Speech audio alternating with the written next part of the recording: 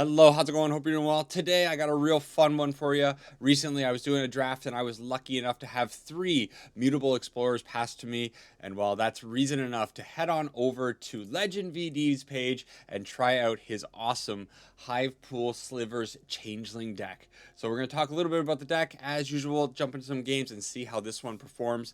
This deck is super sweet. We are leaning into the fact that we got Changelings now in the format. So Mutable Explorer, the card I just mentioned, if you don't know what it is a 1/1 for 3 Changeling. It says when this creature enters, create a tapped Mutavault token. And a Mutavault token is a land that is also a Changeling. It is a 2/2 creature with all creature types. So I guess it's not technically a Changeling, but essentially it is.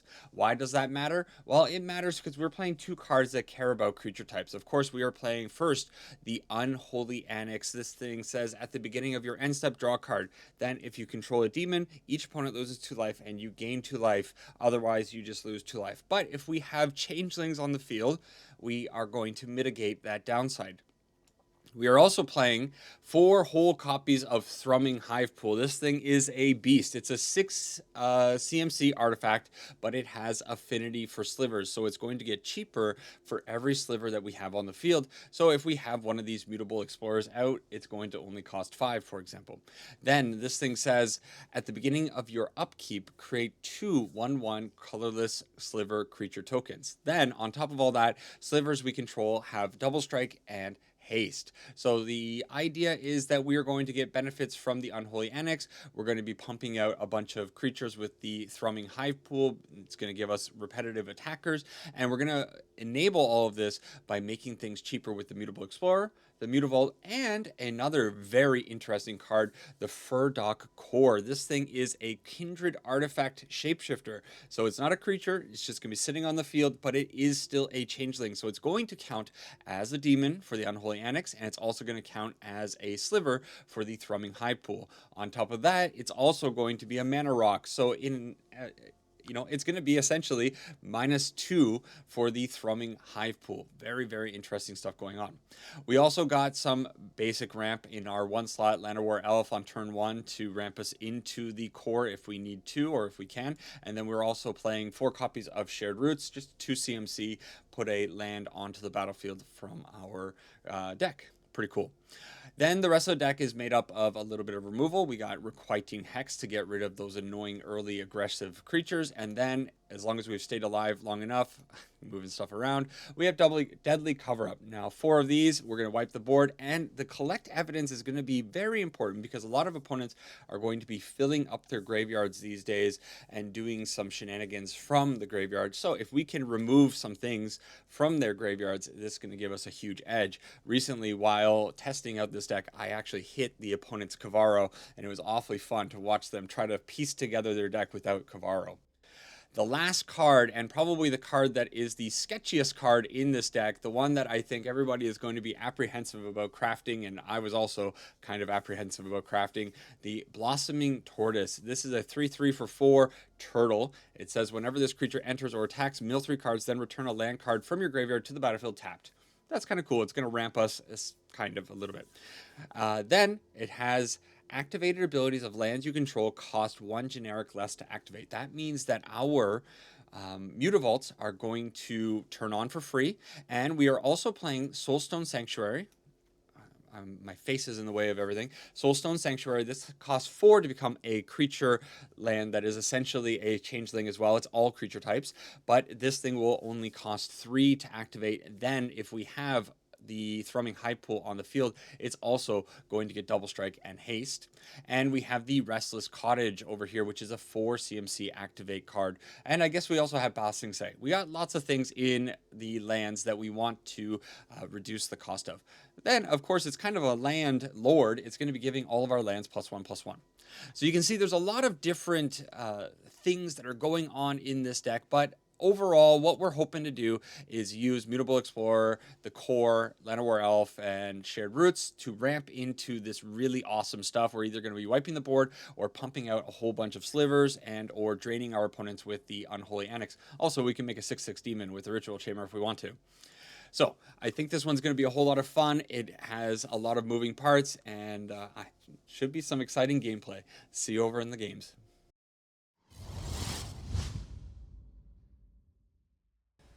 All right, game number 1 with Changelings Slivers. This is something that I'm really hoping is going to work out because I love the Thrumming Hivepool. I think it is such a cool card, and I tried to make it work.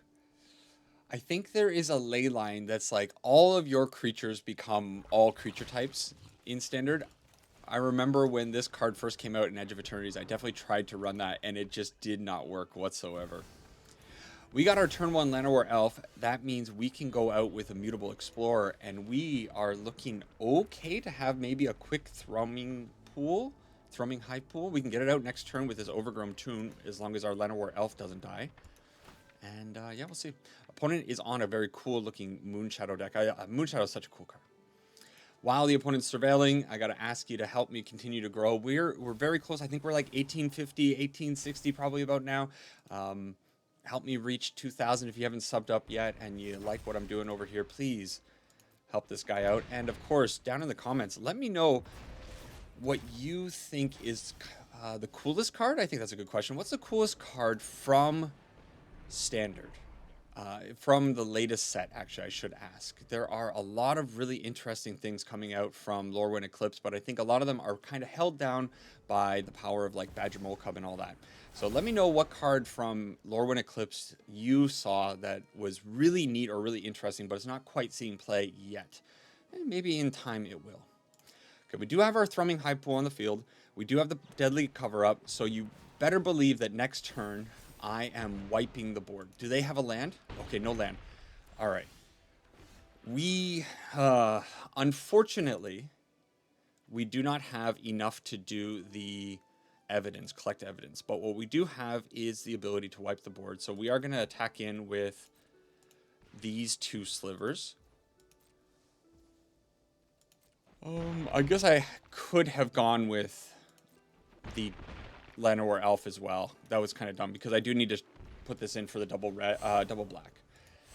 Okay, bye board. They have a Bloodghast in the graveyard, so if they hit their land, they are going to be hitting us for 4, 5, but they don't. And now we are okay. There's their land. Why did they do it in that order? Weird. If I put out, I guess you know what I'm just going to do is I'm going to put out the Ritual Chamber on a demon, get it onto the field. We may as well attack, right? I don't think, I'm going to keep 1 back because I'm a little bit scared of the possibility of them having removal for my demon. And my Mutavault is tapped. But next turn, we're going to make 2 more Slivers. We do have the Mutavault that we can load up and start attacking it. And we can also start draining them down. So if we start getting our drain on, that's going to be really hard for them to...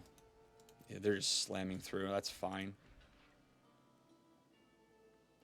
Timeline color? Take 2 damage?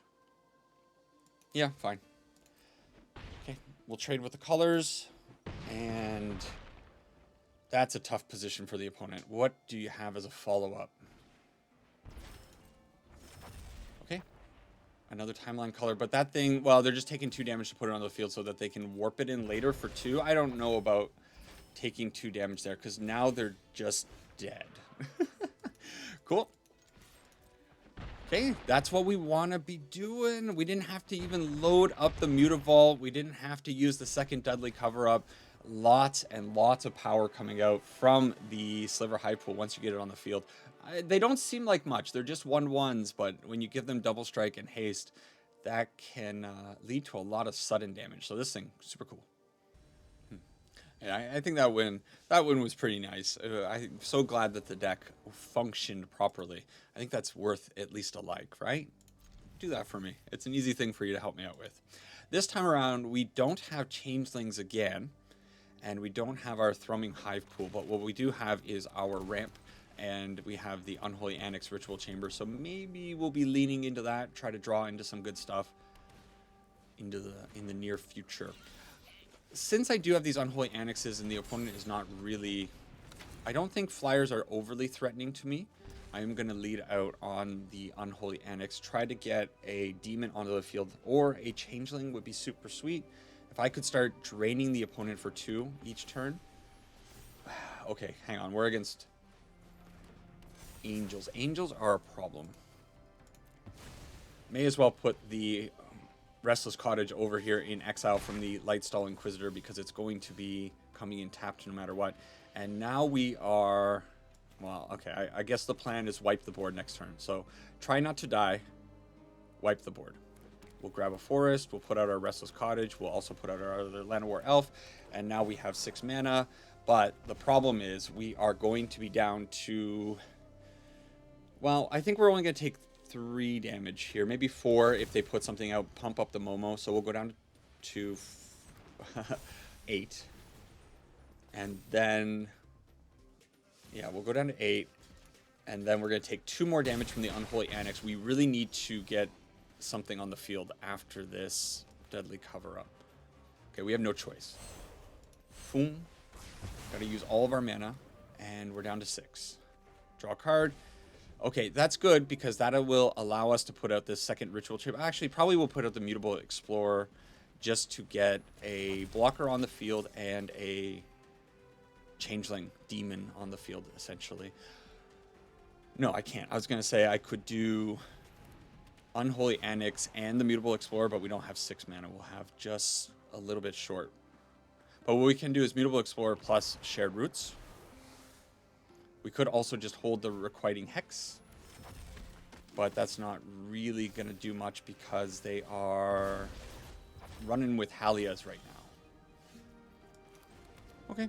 You know, I don't hate the position that I'm in now, because I'm going to start gaining life this turn 2, and then on subsequent turns we might even, well, we're probably going to be getting 4, so we'll be draining the opponent for a lot and drawing lots of cards. I think we'll probably be fine, assuming that they don't play out too many big things. They didn't really hit very well on their Halias. Did they draw them cards? I think they drew 1 card maybe off of the Halia. I wasn't paying attention. But they are legend ruling themselves just to get 1 extra draw. That is a desperation draw. And we don't hit anything, but what we do have, we have 2, 4, 6, 8 mana. I cannot do... Oh, yeah, I can do everything. Right? 2, 4, 6, 8 mana if I do it like this. So we may as well put out the big boy. Put out a unlocked Ritual Chamber. We're not going to attack in. We're just going to drain the opponent down for 4 and gain 4. And we get another Unholy Annex. So this is just the Unholy Annex gameplay. We have our Soulstone Sanctuary as a backup demon, so that's cool. And the opponent's in quite a bad spot right now. What are they going to really do with a Halia against 3 Unholy Annexes and Ritual Chambers? Okay, we just keep drawing this nonsense, but you know what? It's super fine, and the opponent sees what's happening. They throw in the towel. That's the power of the Unholy Annex. You love to see that card doing its thing. We want to see Thrumming Hivepool, though. So we want to see the core. We haven't seen that yet, and we want to see the Thrumming Hivepool. There's the pool, Thrumming Hivepool, but no core, and we have a bunch of removal. Sure, why not? Let's try it. Well, hopefully the opponent is on a creature planet. It would be really nice to run into like mono white right now, which honestly I don't know about you guys, but I've been seeing so little mono white auras lately on the ladder. Maybe it's because I'm playing in Mythic and people are like, well, I climbed with that. I don't really want to keep playing that nonsense. We instead are playing against Kavaro. I see plenty of Kavaro. I would be very happy if Kavaro, of course, just disappeared.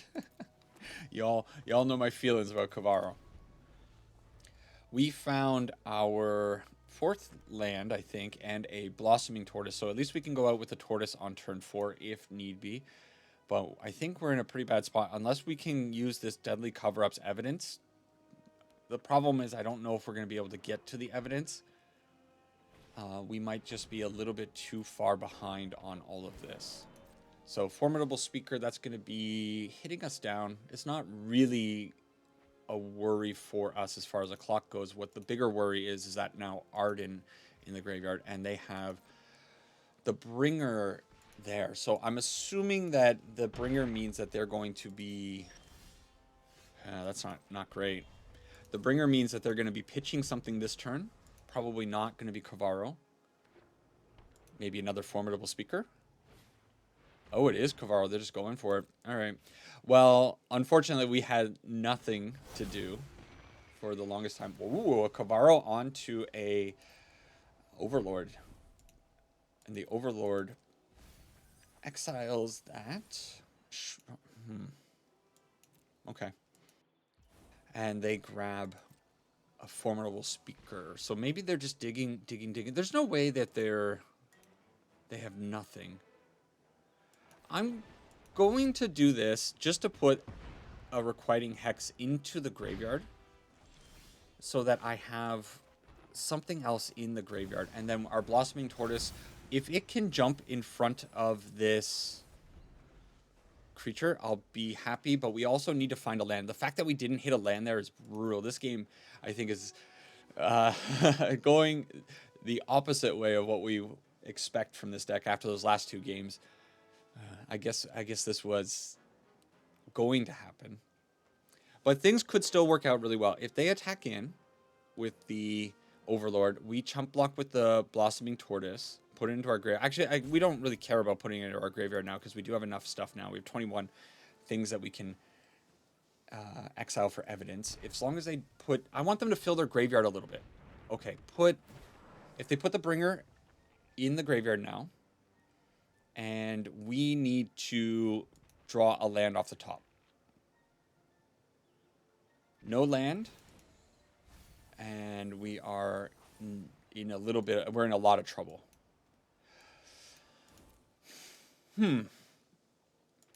I could also just let them... Okay, so here's the thing. They're not going to kill me with... They're not going to kill me with the Bringer of the Last Gift. So I could just let them do their thing. They are going to get an Arden. But they're going to bring everything back. And there is a Tortoise. Of course, I put a Tortoise in the graveyard. What I'm thinking is I don't attack. Don't block here. No block. I take 6 damage. It hurts, but I'm going to take 6. They're going to put out their Town Greeter as a follow-up second main. I need to get up to 5, and I think if I don't draw a land here, attacking in with the Blossoming Tortoise is my only hope. Then we can let them reanimate everything with the Kavaro. Yes, this will go into the graveyard, so they will have an Arden target for the Blossoming Tortoise is what I'm kind of thinking about. Which means that they'll be able to attack me for a little bit of damage because demons... Oh... But I think this is also a demon, so this is going to be... Yeah, we're toast, actually. I think we still need the land off the top. Okay, land off the top. Of course. I'm doing all this thinking, and it's irrelevant because things have not worked out for me. So here comes the Kavaro. Here comes the Bringer. Unfortunately, because Arden is going to give haste to the Bringers of the Last Gift, I'm going to take more than 11 points of damage here, and the Deadly Cover-Up's just going to be a little bit too late. However, they could mess it up. They could just attack in with their board right now. No. Why would you? Okie dokie. The Bringers fly. Yeah, they do fly. So that's the problem. Oh, there's a Crater Hoof. Hey, did not see the Crater Hoof in there as well. So lots and lots and lots of thinking, but it was all for naught because, well... Look at that. Hey, our Blossoming Tortoises hit the lands. Thanks, Tortoise. A little late. All right, I'm going to let the opponent do the cool thing because I think at least Crater Hoof Behemoth is a little bit cool. I appreciate a good old Crater Hoof.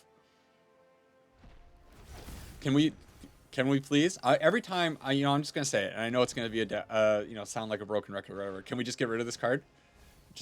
Just delete it, please. It shouldn't exist. I don't mind Kavaro. If you want to play Kavaro with elementals, I think it could be kind of neat. Let's just get rid of Bringer. That's all I'm saying. All right, tough loss, but our deck didn't really function. Next one. Ghoul is up next. Hopefully we find some people that are not doing that kind of stuff. Again, with these questionable hands, I don't have enough experience with the deck to know about mulliganing. And I think probably in the last game keeping... Well, obviously we kept... do we throw away the turtle or... I think we throw away the shared roots. No, that's too risky because if we lose our Llanowar Elf on turn 1, we're going to be in trouble. We'll throw away the turtle. I think I need to keep the Hex just in case. Maybe it was the Hex now that you see something like this. Anyways, yes, I don't know about mulliganing with this deck. I think maybe there is some keys to how to mulligan this one. We need to... Last game, we kept the requiting hexes. They were basically useless in that matchup. Had we been a little bit faster, who knows what could have happened. But they did do their Kavaro thing, and it is what it is. Okay, the opponent takes our requiting hex. We are sitting here on 3 shared roots. You love to see it. But at least we can get up to 6 mana next turn. And then anything that we... Hey, opponent, that's not going to work. Anything that we draw is going to be live, because we will have an abundance of mana. Okay. This comes in tapped, right? Is it better to throw out the Unholy Annex now, knowing that my opponent is playing Hand Disruption? I think it actually is. And you may as... No. We're not going to attack with that. We're going to just drain them for 2. We have our Mutable Explorer. So this little demon sitting here on the field. Very cute. Gonna draw some cards. And we also... Ooh, okay. We missed a land again. We hit the Deadly Cover-Up, but no land. Okay, they got Bat Tribal. So they're going to definitely take the Deadly Cover-Up this time around. It would have been nice to be able to wipe this board away. But I guess we just got to hope to find a land. No, what do we want to find? I think I want a Requiting Hex, probably. This is 2. Yeah, I can hit the both of these bats with a Requiting Hex. And we don't hit it. But we do have this. So we're going to go out with the core. We're not going to... Oh, we could possibly die. I think I want that. Black Source. And we'll just keep draining the opponent. We could die to the Lambo combo, Blood Boy combo. Is that what's gonna happen? I think does this kill us with the combo? Whenever you gain life, each opponent loses life. I can't remember if that's the thing, but we are getting drained. Down to 9, no, 6. Ouch. Down to 3. Okay, bad at math. And no, why? Why is it going this way? Okay, we'll unlock the Ritual Chamber, but I suppose we're just dead, right? We do get to go up to 5, but it's all futile with 2 Starscape Clerics on the field. All right, we ran into... You know what? Again, I feel like it's the deck kind of losing to itself more so than the opponent. To be fair, those Deep Cavern Bats really messed us up by taking the Requiting Hex, by taking the Deadly Cover-Up. It's, Deadly Cover-Up there would have been fantastic. Yeah.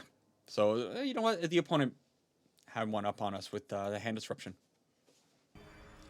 In the past, I've talked about the Deep Cavern Bat. I've been like a little lukewarm on the Deep Cavern Bat at times, but I think it's because whenever I play the Deep Cavern Bat, my opponents have an infinite amount of removal for it. But I suppose if you just drop Deep Cavern Bat after Deep Cavern Bat after Deep Cavern Bat, hey, you ensure that the opponent's not going to have the removal that they need to get rid of it. This time around, it looks okay to me. We do get to ramp next turn with the shared roots. Then we have our core, which then we can finally get out a Thrumming Hivepool. But we are against a control deck. Now let's see if they want to counter our ramp. No, they don't. Let's grab a 4. So we have double green, we have double black. And they are probably on an Ang here. I kind of feel like that's the case. So probably just go out with the core. I don't need to play a land beforehand. Like, it doesn't really matter. And I may as well just put out a Fabled Passage, I think. Okay, we need to find an opening for the Thrumming Hivepool. Oh my god. Aang's Iceberg. Things you don't expect. We don't have any way of getting rid of the Aang's Iceberg in this deck. So that just happened. Unless they waterbend it. I suppose that could be a thing. Yeah, let's do this now.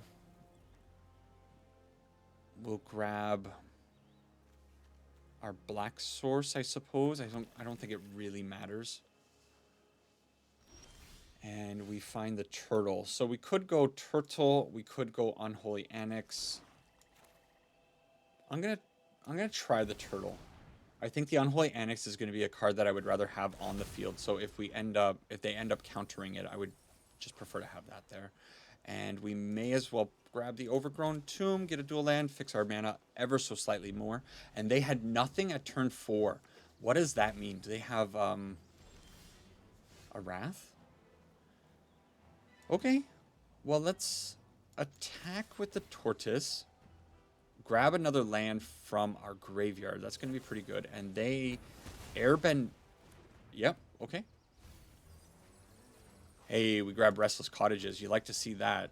And from here, we got 2, 4, 6, 7 mana. So, if they are on 3 steps ahead, they'll counter our stuff. If they are on No More Lies, we play out the Unholy Annex and try to just jam this onto the field. And if they don't counter this, I think we go with the follow-up Tortoise. Just to put it on the field.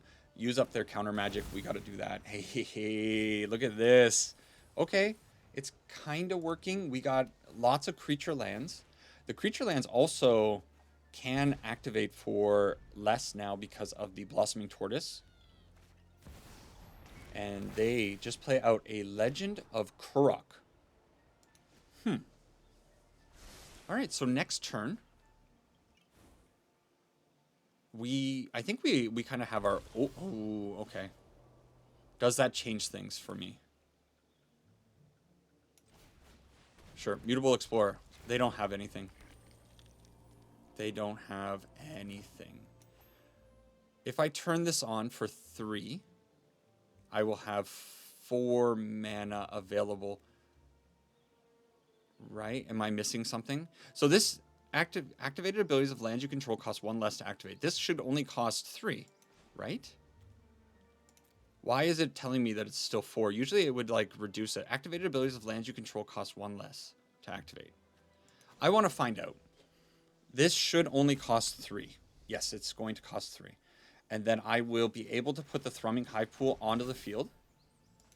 Did I mess up somewhere? I did mess up somewhere. Oopsie.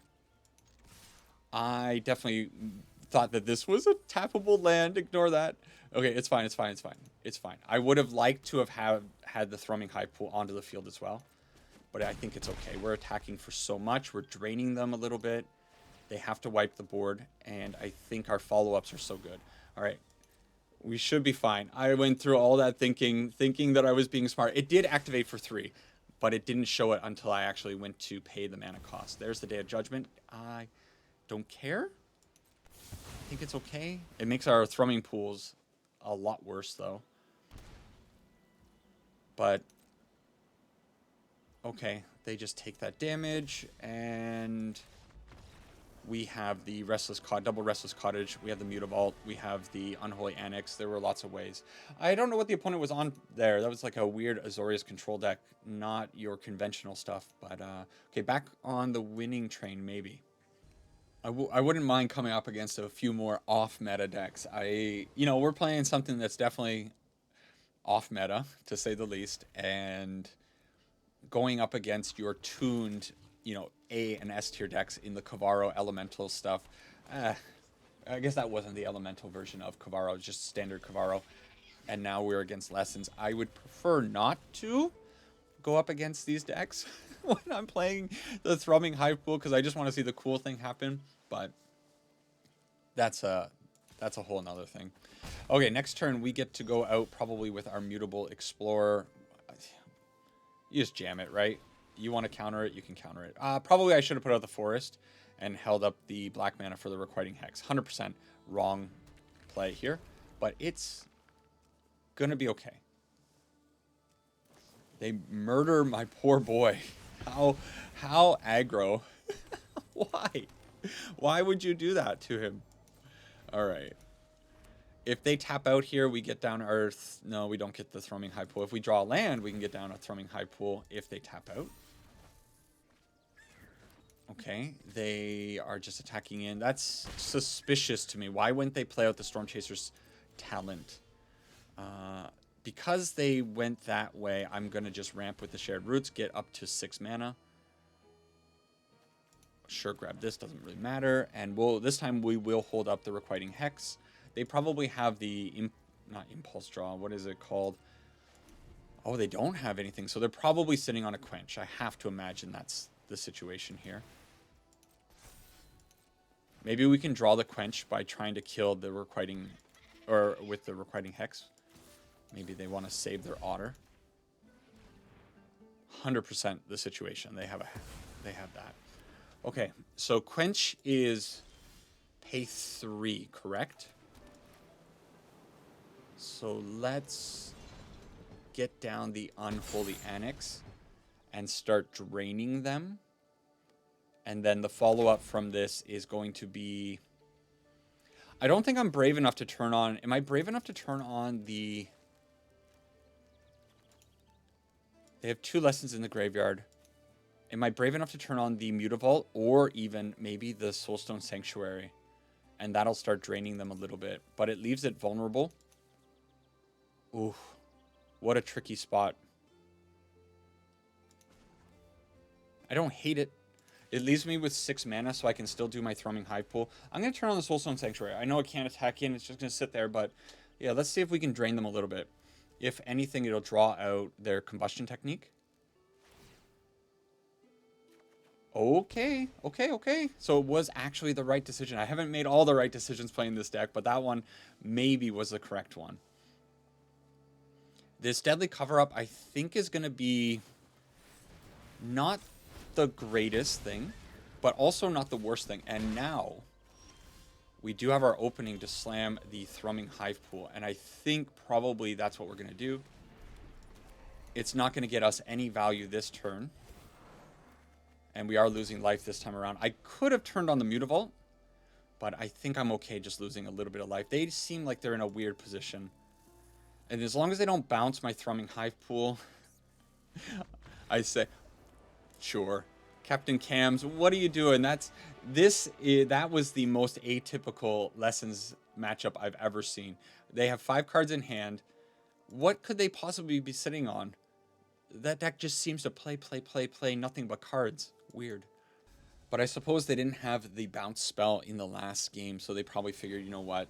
This is over. That Thrumming Hivepool is just going to take off, and we're in trouble. Okay, this time around, Llanowar Elf, turn 1. Turn 2, we get our core, and then we can go into a Deadly Cover-Up. We might be against a Badger Molekup deck, so this Deadly Cover-Up is going to get huge value. Unfortunately, I have to shock in the Overgrown Tomb. What do you guys think about these lands, by the way? I switched from the full art lands into these ones because, I mean, I think they just look real great. We get hit for 2. Pretty cool opponent. And we are set up for a turn 3 Deadly Cover-Up. Please fill the board. Please put I know what you're playing. Just dump your entire hand onto the board. It's not quite dumped enough, but you know what? It's good enough for me. So we'll wipe them out, take them down to 1 or 3 lands rather. They get their planes back. And 4 cards in hand. We do have the follow-up Deadly Cover-Up if I really need it. Ooh, that's a card. That is a card. Unexpected. Okay, we can go core into Unholy Annex and start draining them. The problem is, ooh, okay. Thrumming Hivepool could help save me a little bit. Next turn, probably we wipe it again.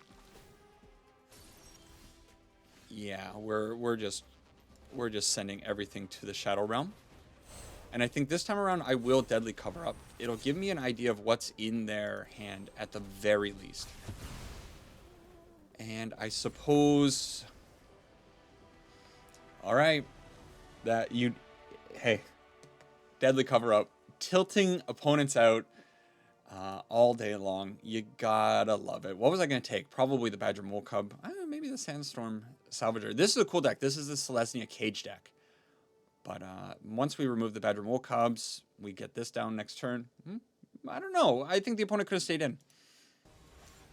We are going into game number 8, and I'm going to ask all of y'all, if you've made it to this point in the video, thank you. And more importantly, what do you think is the ideal...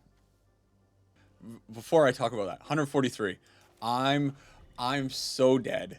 When an opponent has 140 something cards in their deck, you know you're toast. It always goes that way. What is the ideal length of time for a Magic the Gathering video? I would like to know. I would like to go out with the turtle, but I think probably I need to wipe out this Great Divide Guide. Lately, my videos have been getting down in time around 30 minutes, 35 minutes, something like that. And I wonder if you're cool with that, or if you want to see, I want to know, how long do you want the videos to be? I'm going to try to play a little bit more. I think when I'm recording, I'm going to start aiming for like 40 or 50 minutes. Something along those lines. Let's just jam it. Sure. And go from there. Instead of just playing 7 games is what I want to say. So we're going to aim for like 50 or 55 minutes for a little while. But depending on what y'all think, I would like some opinions on the length of games. Okay, so the opponent desperately drawing cards. I have no idea what they're doing. It's like they just put everything they had in their deck and they were like, here, let's jam with this. We get to make some slivers. We get to... I could load up the core. But I think what I'm going to do is I'm going to put out the Blossoming Tortoise, try to hit a creature land. We don't hit a creature land, but we do hit a Fable Passage. We'll grab the Overgrown Tomb, it's fine. And attack in for 4. Okay, whatever. We can actually do this. Oh, we can only do it as a sorcery. I should have done it, well, probably last turn. Okay. I'm so confused. Maybe. You know what? Because of this, I'm going to load up that and just go for it. Yeah, whatever. Let's slam. Welcome to the jam. If they want to double block my 4/4 double striking thing, sure. They're down to 5. We are going to be making more creatures on the next turn with Thrumming Hivepool, and now we have a Mutavault sitting there that we can turn on next turn. I should have put out the Mutable Explorer because it would have had haste, and it could have been another double striker. Oops. They go after... Oh, right, they have the Demolition Fields. They go after my Bossing Say. Okay. You got to go after the Mutavault, my friend. What? If you're one of those people that bring 140 something card, I guess it would have been like 150 cards decks. What are you doing? What are you doing? Okay, the opponent decided to AFK through their Demolition Field thing. I have no idea what's going on. It is what it is. They probably alt F forward. They Demolition Field out of spite, hit our Bossing Say, and then just got out of this one. Okay, they're roping down again. I don't know if they're going to concede here or if I get an attack. Maybe I do get an attack. All right, let's swing out, and we get a trigger, of course. Go through the motions and just let it go to damage. Okay. So McDynasty, I don't know. I just want to know what the game plan is with 150 cards. Okay, Skylord, we're going to keep rolling. This deck, it's playing decently when we're against decks that are not the top tier. That's my takeaway from the video so far. We are against a mystery deck. This could be Elemental Scam if I had to guess. If you're pushing me to guess what I'm playing against, probably this is the Scam deck. They play a Cease to just draw a card. I think that's all that was. The Demolition Field. Interesting. They're going to hit our Restless Cottage. What is going on today? That's the second game in a row with a Demolition Field. You do not really expect to see so many of those. I guess we grab this.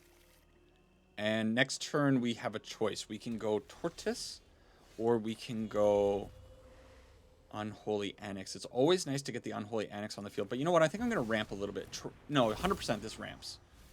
Because it doesn't matter if the card was milled with those three. The Tortoise just says, let's get a land back from the graveyard. The Tortoise is cool. I wish it's very niche, but it is a sweet card. All right. Well, you better believe we're thrumming. We got the Hivepool on the field.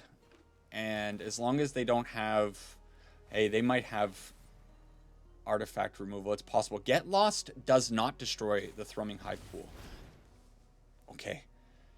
Good news. So we could load up the Soulstone Sanctuary and swing for even more, but I think it's probably the opponent says good game and they throw it in. A little unfortunate. Nobody wants to sit around and see what the Thrumming Hivepool is going to do to their face. All right, I think this is our 10th game. It's going to be probably our final game. Maybe 10 is the way to go, as long as it's not one of those decks that, you know, best of one, most of the games are pretty quick. Wow. What do you do? Do you live on the edge? Do you live on the knife's edge with 3 Unholy Annexes? I don't think you do. This is probably just a better hand overall. So we're going to ramp, and we're going to hope that we don't need a board wipe. This is so bad. Okay, it's fine. Turn 2, Shared Roots. Turn 3, Blossoming Tortoise. Turn A, the Requiting Hex is okay. Probably, no. We needed to go out with the Restless Cottage here. I was thinking maybe I should have held up the Requiting Hex. But you know what?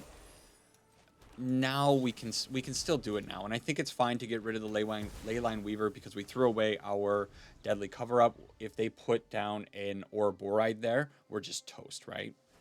So let's hope that that Leyline Weaver was integral to their plan. They break out to hit a single Llanowar Elf. And you love to see the Llanowar Elf swinging in. All right. We could... Unholy Annex. I think I'm just going to ramp, though. We'll grab a swamp, put out the forest, pass it to the opponent. Next turn, we can go Unholy Annex. If we want to, we could also go... Oh, man, wouldn't a board wipe would be real swell off the top right now. No. Okay. So we have the Tortoise, or we have the Demon from the Ritual Chamber. I think I'm going to conserve my life total on Overgrown Tomb. And then Blossoming Tortoise onto the field. It's a good blocker. It's a 3/3 against this board. And they have Roxanne. So we do kind of need, a board wipe now. Give me a Deadly Cover-Up game. Everybody hates the Badger Mole Cub deck. It would be a wonderful thing to see the Snap Concede off of a Deadly Cover-Up. But we don't get it. Unfortunate. 2, 4, 6, 7 mana, right? 7 mana, not 8. Thrumming Hivepool. Thrumming Hivepool it is. Blossoming Tortoise, you have to stand tall, stalwart, resolute in your effort to save my life total against Roxanne and the Badger Mole Cub crew. And the opponent sends the okay. I block, right? All day long.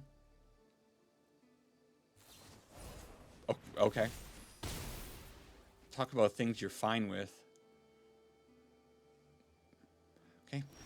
At the very least, we get a... We do it, boys. We do it. We're doing it. Okay. Slam in for 4. They take it like champs.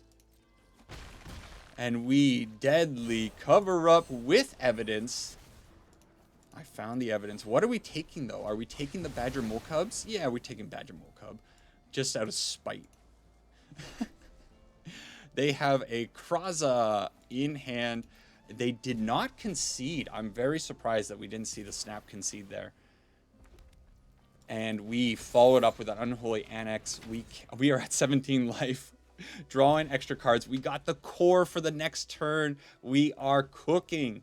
We're in such good shape. Yeah. Are you going to hit us for 2 or are you going to put it out as a 3-2? They're going in for 2 damage. You know what, opponent? I appreciate the effort. We just load up the field. Get in for 4. And I guess next turn, if they don't draw money, they are toast. I'm going to hold the Fable Passage. Why not? Make them think we have something in hand. A Breakout. Breakout's pretty good.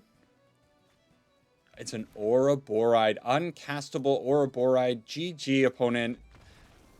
Deadly cover-up. The all-star of this video series.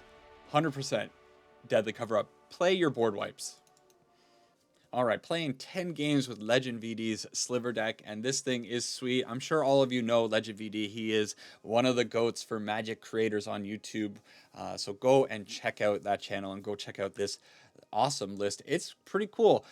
We went 8-2 overall, and a lot of the games were a little lopsided. We ran into some people that are end of season messing around very clearly. That's what we're also doing. So I don't know if this is going to be a climbing deck. Certainly not, probably. If you are going up against constant tier A decks, you're going to have a hard time.